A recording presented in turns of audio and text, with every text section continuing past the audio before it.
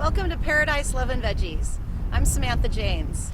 It's a little bit windy today, but I did have a chance this week to do a little bit of weeding and some top dressing with compost in the garden, which felt really great.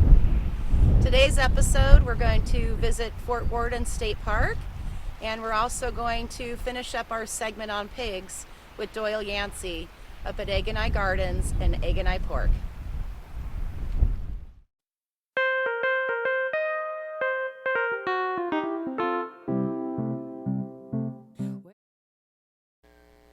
Fort Worden State Park is 433 acres and became a designated historic landmark in 1976.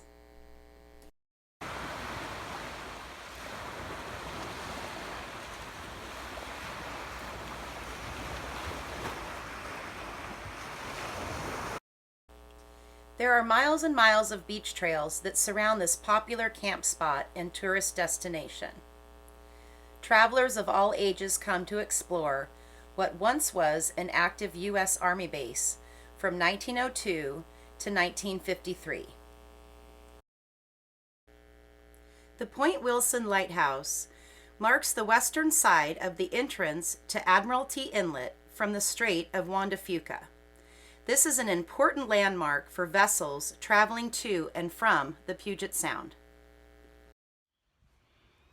I'm standing in front of Battery Kinsey, and it is one of my favorite things at this park. To be able to go inside an old artillery bunker is pretty darn cool. The fort was constructed to protect Puget Sound by sea and underwent construction between 1898 and 1920, although the concrete battery was completed in 1910. This coastal defense base was part of what was known as the Triangle of Fire, which included Fort Worden, Fort Casey, and Fort Flagler. The very large battery had 15 rooms, which included a battery control station and 2 long corridors. The guns were mounted on the upper level and the utility rooms were below. The guns were dismounted and removed in 1944 toward the end of World War II. This was the last large battery built for Puget Sound defense. If you look carefully when you're roaming the inside of the rooms, you can see some of the overhead tracks that were used to move the shells. When I was recording this segment, I really had to question myself, what is it that makes this place such a curiosity to me? Every time I come here, I get as excited as the first time that I went to the battery. I'm almost like a kid the morning of Christmas, wanting to see what Santa had brought. I'm not sure what it is.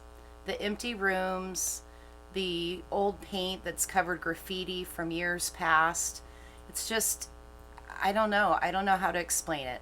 But after giving it a lot of thought, I think it provides the perfect canvas for the ultimate hide-and-seek adventure for a child of any age. If these walls could talk, the story sure would have changed over the years, ending with laughter from families that come to visit. The view is pretty spectacular too. I love going up on the roof and looking out to the horizon. Teachers Judy DeMore and Libby Palmer founded the Port Townsend Marine Science Center in 1982. Today it provides exhibits and programs featuring local marine and shoreline habitat, and works in conjunction with the Natural History Exhibit and Museum nearby. Fort Worden State Park has definitely anchored itself in the community.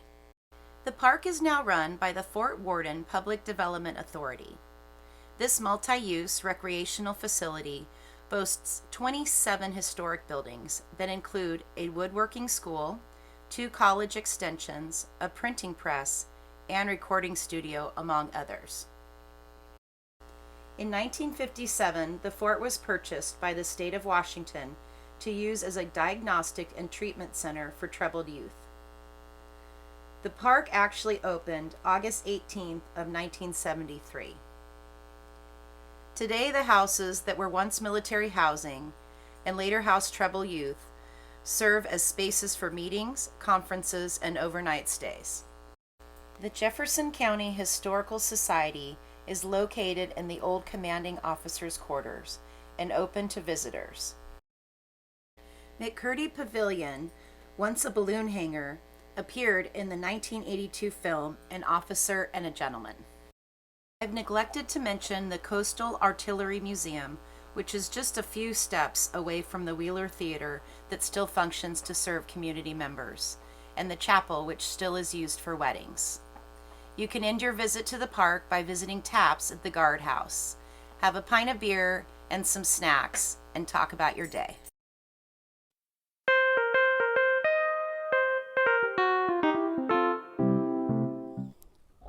Well, we've learned a lot about pigs. I certainly have anyway. Today we're going to wrap up our series about pigs, and Doyle has just a little bit more information for us. Well, Doyle, I can see that raising pigs is definitely probably going to take a lot more care than I'm willing to put into it. What are some tips if someone really still wants to raise a pig after what they've seen?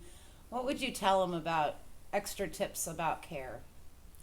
Well, Sam, I think you made the right choice. I've seen where you live, and I don't think you have a good spot for a pig. It happens a lot where you see a baby pig and you think, oh, we can just raise it out really easy, and that can be a big mistake for the animal and for you. You want to be happy, and it's important to keep that animal in good shape too. So if you do change your mind and you want to give it a try, I would say make sure their housing is rock solid and dry. It's nice to see a pig out on pasture, but it's better to see a pig nice and dry and happy.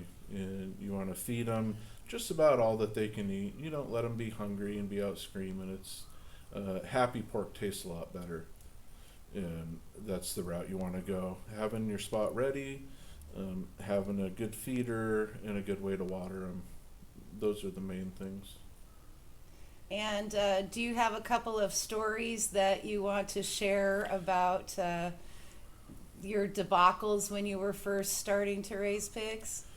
Yes, I do. Most everybody who's ever had a pig or raised some has a story of them getting out the very first day you get them. And it was the same with me. I drove all the way to Oregon and back, and when we brought them, we put them in the pen, and they shot through the fence instantly like it wasn't there. They ran out in the woods. We searched for them until dark and finally found them nestled in a little hole under a stump. It's very important to have a rock-solid setup when you first bring your pigs home. We've had several times where I've sold pigs to people. This one pig named Tammy Faye Bacon was sold to some folks down in Disco Bay, and the pig kept getting out and getting on their back porch and screaming for attention, wanting to come in the house. They finally returned the pig to me for no charge, and then the pig would not get along with my pigs because it was so poorly socialized. And that's something you want to avoid because it's not good for the pig or the people. I want to say a special thank you to Doyle for being such a great host and giving us so much information. I may have decided not to raise pigs, but I certainly don't have to go very far for some great pork. If you're interested in getting a pig or buying some pork, you can contact Egg and I Gardens. I hope you enjoyed today's episode. If you're enjoying Paradise Love and Veggies, please subscribe to me on YouTube. It doesn't cost anything. You just have to put in your email address. And if you're interested in learning more about what I do, you can visit paradiseloveveggies.com. Thanks for watching. Have a great day, and we'll see you next time.